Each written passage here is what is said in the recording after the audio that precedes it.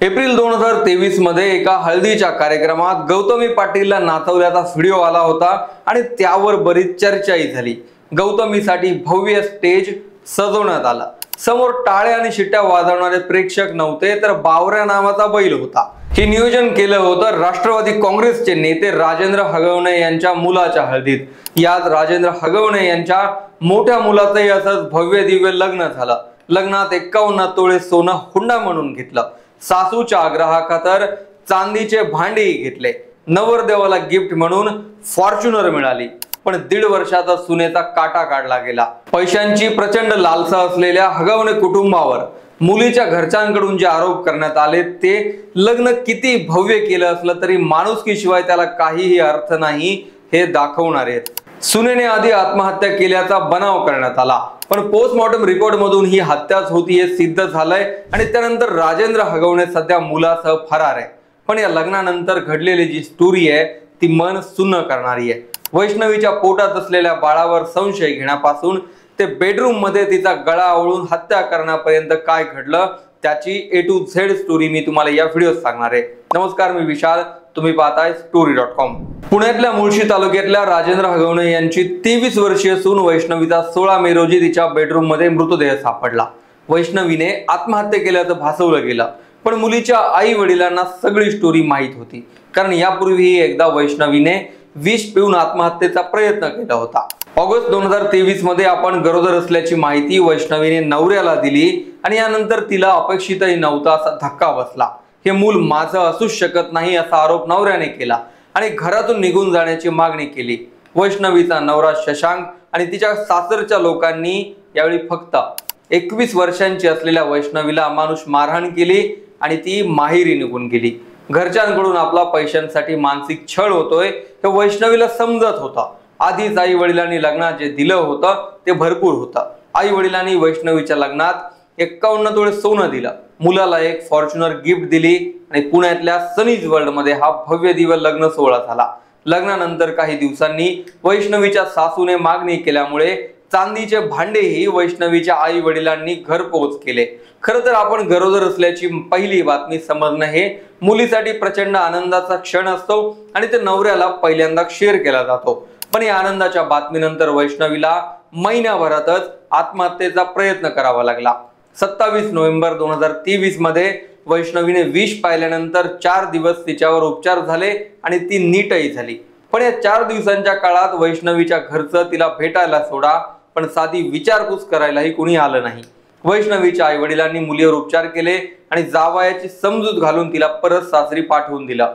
हगवणे कुटुंबीय पैशांचं प्रचंड लोभी आहे आणि त्यासाठी सुनेचा छळ सुरू होता हे वना गावभर माहीत झालं होतं, कारण लग्नात सगळं काही मिळूनही एक जागा घेण्यासाठी वैष्णवीच्या आई वडिलांकडून आता 2 कोटींची मागणी सुरू होती आणि त्याला वैष्णवी कंटाळली होती, कारण आपल्या आई वडिलांनी होतं नव्हतं तेवढं लग्नात दिलं हे तिला माहित होतं आणि बापावर आता आणखी ओझं टाकायचं नाही हे वैष्णवीने मनोमन ठरवलं होतं। यासाठी तिने कधी सासऱ्याचा मार खाल्ला, सासू आणि ननंदेचे बोलणे खाल्ले, तर नवऱ्याचा आणि दिराचाही अत्याचार सहन केला। हगवणे कुटुंबाने वैष्णवीच काय पण मोठ्या सुनेवरही असेच अत्याचार केल्याचं FIR मधून समोर आलं। मोठ्या सुनेने सासऱ्याच्या विरोधात पौंड पोलीस स्टेशनला तक्रार दिली होती आणि त्यानुसार गुन्हाही दाखल झाला होता। राजेंद्र हगवणे यांनी सुनेला कपडे फाटेपर्यंत मारहाण करून तिच्या मनाला लज्जा निर्माण होईल असं कृत्य केलं होतं, पण राजकीय पदाधिकारी असल्यामुळे हगवणेवर कोणतीही कारवाई झाली नाही। कदाचित तेव्हा जर राजेंद्र हगवणेला तुरुंगात टाकलं असतं तर वैष्णवीवर ही वेळ आलीच नसती। माहेरून 2 कोटी आणण्यासाठी वैष्णवीला अनेकदा मारहाण झाली होती आणि यामुळे ती माहेरीही निघून गेली। पती शशांक तिला आणण्यासाठी एकदा माहेरी गेला आणि वैष्णवीच्या आई वडिलांसमोरच त्याने तमाशा केला होता। 2 कोटी द्यायला तुझ्या बापाला भीक लागलीये का? पैसे जर नाही भेटले तर तुम्हा सगळ्यांचा काटा काढू अशी धमकी वैष्णवीच्या आई वडिलांसमोर शशांकने दिली। मुलीने बापावर बोजा नको यासाठी सगळं काही सहन केलं, पण तिच्या सहनशीलतेच्याही सगळं पलीकडे गेलं होतं। वैष्णवीचा मृतदेह सापडल्याची बातमी पहिल्यांदा समोर आली तेव्हा आई वडिलांच्या पायाखालची जमीन सरकली, मात्र ही आत्महत्या नाही यावर वैष्णवीचे आई वडील ठाम होते। पोलिसांनी तोपर्यंत गुन्हा दाखल करून वैष्णवीचा पती, सासू आणि ननंद यांना ताब्यात घेतलं आणि फरार असलेल्या राजेंद्र हगवणे आणि त्याचा मुलगा यांच्या शोधासाठी पथकही स्थापन केलं। पण अशातच पोस्टमॉर्टम अहवाल समोर आला आणि सगळी केसच क्लिअर झाली। पुण्यातील ससून रुग्णालयात डॉक्टर जयदेव ठाकरे आणि डॉक्टर ताटिया यांनी वैष्णवीच्या शवविच्छेदनाचा अहवाल सादर केलाय।